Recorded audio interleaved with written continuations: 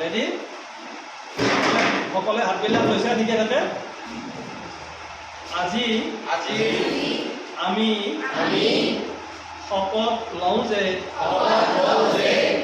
আজিৰ পৰা জীৱনত কেতিয়াও ধপাত বা ধপাতজাতীয় সামগ্ৰী সেৱন নকৰোঁ।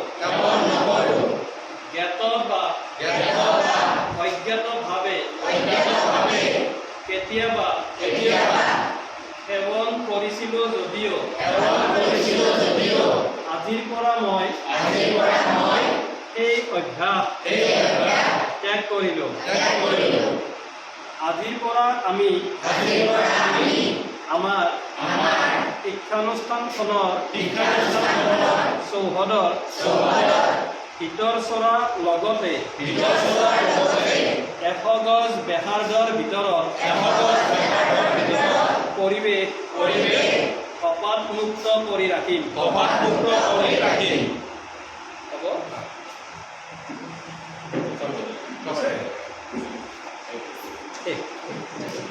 কথাটো শপত বস্তুটো কিন্তু ইমান সৰু বস্তু নহয়, সেই কথাটো মনত ৰাখিবা।